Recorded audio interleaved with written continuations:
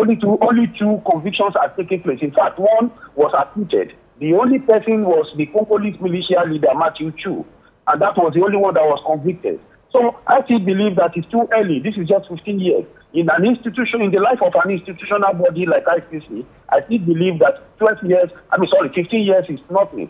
So we should allow it to operate for a very long time before we can now see that there is discrimination, or maybe there is something that should warrant withdrawal. Dr. Dakwa Thomas, thank you so much for joining us on Network Africa. The pursuit for peace and security in Africa has seen substantial achievements, but more consultations are needed to accelerate the process. That's according to the African Union's Commissioner for Peace and Security, Ismail Cherugi.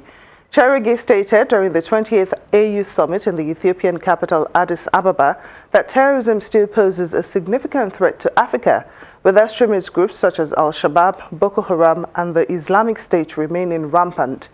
He added that the AU has established a high-level committee to address the issues. You know also the plight of the humanitarian situation, which is also very difficult there in terms of refugees, but also displaced persons in the same country. So I think the high-level committee has identified some of the main sectors where we will be working with the Libyans. And the most important decision is to try to convene a reconciliation meeting between all Libyans. There is a determination from African Union, IGAD, which remains the main player, with our support, and UN to work hand in hand. And I think you have seen the communique of a meeting that we had here with the new Secretary General of UN on this matter, and we are on the same analyze and on the same determination to act in the best way to help our sisters and brothers in South Sudan to promote this reconciliation. Meanwhile, Uganda says it supported Kenya's Foreign Minister Amina Mohammed in her bid to become the chairperson of the African Union Commission. The Kenyan media has accused Uganda, Burundi and Djibouti of not voting for Ms. Mohammed in the final round, clearing the path for Musa Faki Mohammed, Chad's foreign minister. But Uganda denied the accusations in a statement, saying that Ms. Mohammed had the country's full backing before and during the election. Ms. Mohammed accused neighboring countries in a concession speech of being deceptive and called for an investigation. The winner, Musa Faki Mohammed, secured a 2/3 majority, that's 36 votes, to be declared winner. By tradition, the post rotates between Anglophone and Francophone countries. In the meantime, the African Union has established a body to detect, manage, and to better respond to public health emergencies like the Ebola virus. The African Centers for Disease Control and Prevention, ACDC, will monitor health threats and manage responses. The body will also collaborate with international health institutions to share information and improve surveillance of public health threats. The head of the World Health Organization in Africa, Dr. Mashidiso Moeti, says that the initiative would help the continent better respond to public health emergencies. But she warned that African countries will still have to invest in their healthcare system to ensure they are better prepared to stop communicable diseases from spreading. A 36-year-old Tunisian man suspected of recruiting for terror group Islamic State has been detained in a number of multiple raids in Germany. He was one of 16 people arrested across the central state of Hesse as 1,100 police officers searched flats, businesses and mosques. The man is also wanted by Tunisian authorities over a jihadist attack on the Bardo Museum in Tunis. 21 tourists and a Tunisian were killed in the March 2015 attack.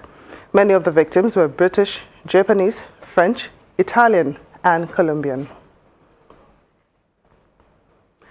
41 Algerians have been deported from the United Kingdom for various immigration offenses.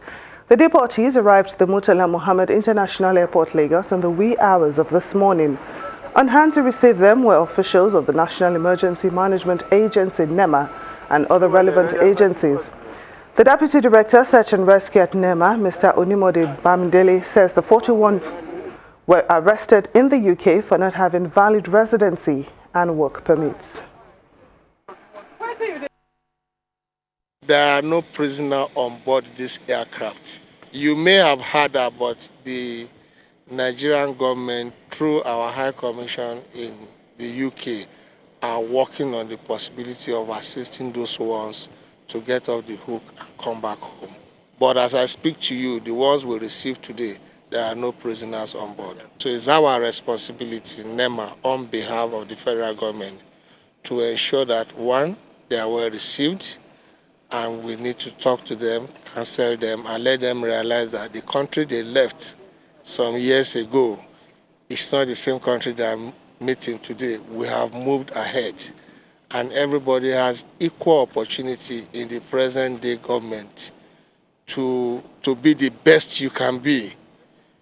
If whatever your trade, whatever you're learning, ensure that you carve a niche for yourself in Nigeria. In East Africa, fresh fighting has broken out around South Sudan's second largest city of Malakal between government troops and the police. This is the latest turn in the struggle for the capital of the oil-producing Upper Nile region.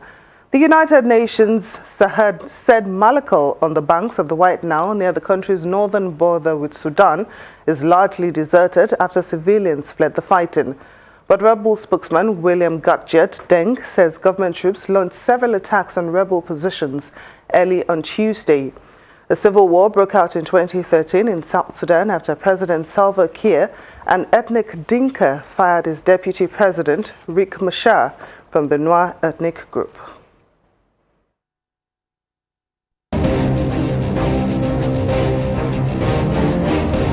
Coming up after the break, Niger's migrant smuggling hub, Agadez, empties after EU crackdown. Please stay with us.